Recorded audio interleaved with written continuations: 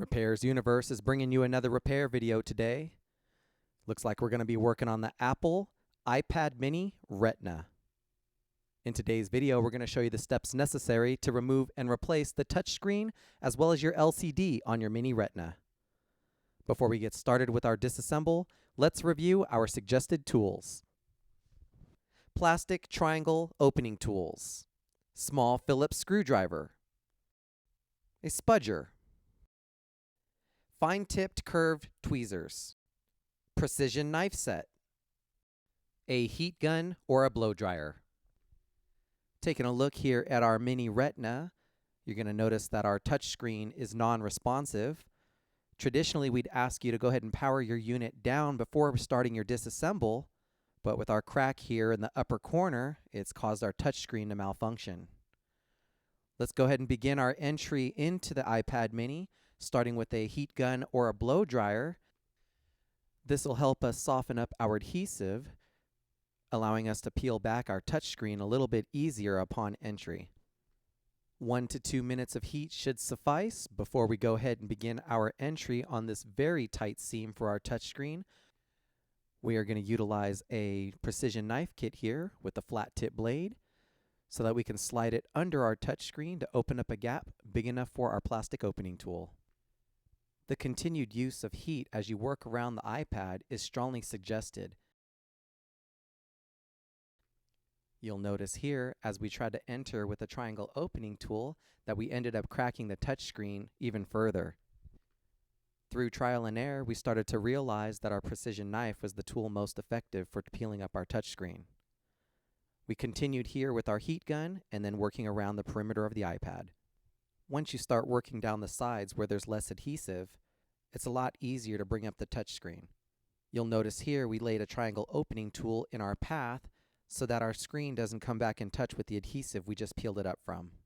Here we're making short work of the other side, still laying a triangle tool in our path until we're ready to attack the bottom adhesive.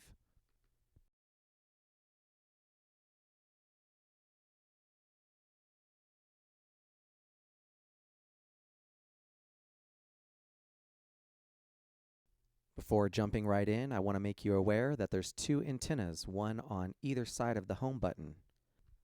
When you're prying in and around this area with both your knife and your opening tool, I don't want you to cause damage to these antennas as you're going to end up replacing those as well. The continued use of heat, as well as a lot of patience, is going to go a long way at this point. Take your time, and the touchscreen will eventually peel up. Once we've removed the touchscreen from all the securing adhesive, we can fold it over as if we're opening a book. We have 4 securing screws, one on each corner of the LCD securing it down in place. Let's use our Phillips screwdriver and back these screws out.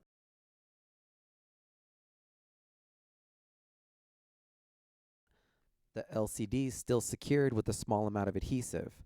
We're going to use a little bit of heat to help soften it up first, and then the combination of a couple of triangle opening tools as well as the flat side of our spudger to try to work the LCD up. It is quite delicate, so have patience when peeling it up so you don't cause damage to it. On the home button side, you'll need to recognize the excessive use of tape. Use the flat side of your spudger or your curved tweezers to begin working this tape away so you can successfully remove the LCD. Carefully fold the LCD over and lay it on top of the touchscreen. So now you can remove the ribbon cable connections from the motherboard. Underneath, you will immediately recognize the metal protective cover.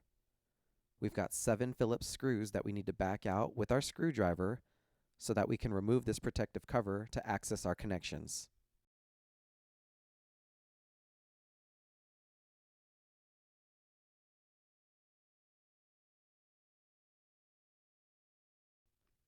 Here's the small protective cover for our connections.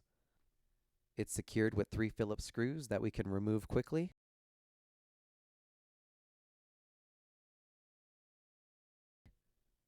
And beneath we can pry up our 2 connections. First here for our LCD, which completely releases it for removal.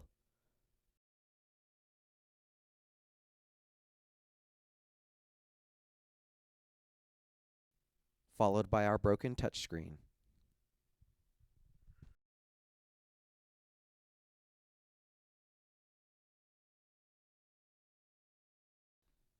Before we get started with our reassembly, let's take a look at our replacement part and notice here that this one has pre-installed adhesive.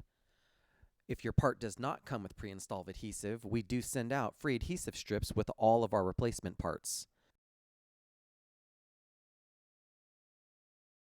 You're going to use your precision knife or a pair of scissors and cut the adhesive to size and shape, installing it accordingly for our reassembly.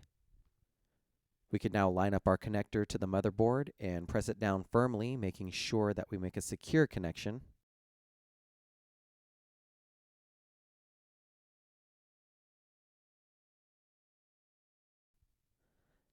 Time to now bring in the LCD and firmly secure its connection.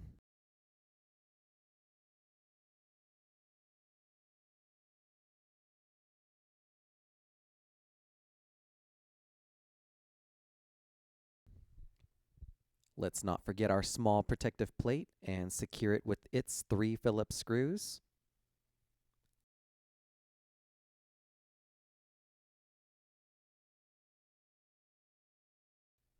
We can now bring in the larger of the 2 protective plates and bring in the 7 screws that secures it down.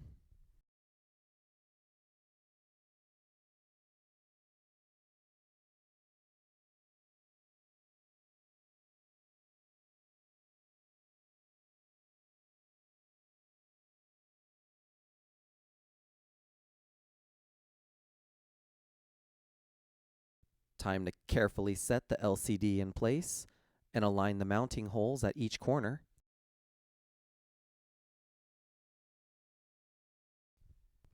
Bring in the 4 Phillips screws and secure it comfortably in place.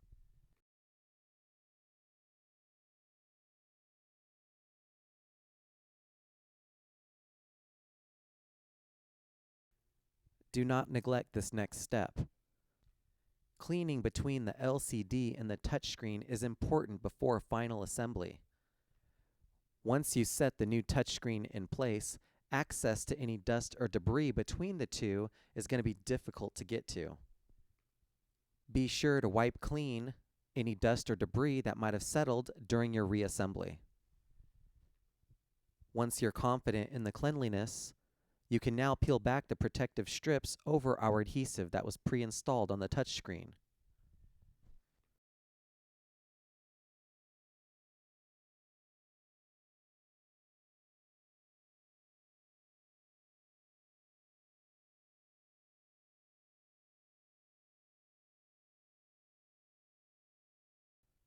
Also, don't forget to remove the protective cover over the entire touchscreen before reinstallation.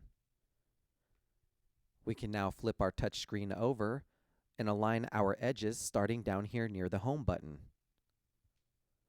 Once aligned, we can work the touchscreen down to complete contact with the entire base of the iPad, pressing firmly around the perimeter, securing the new touchscreen in our new adhesive. Here we use a little bit of heat to help the adhesive set in place properly. The continued use of even pressure around the entire face of the iPad will help the screen settle down nicely. All of the replacement parts and tools that you've seen in this video today are available at www.repairsuniverse.com. Don't forget to subscribe to our YouTube channel, like us on Facebook, and follow us on Twitter.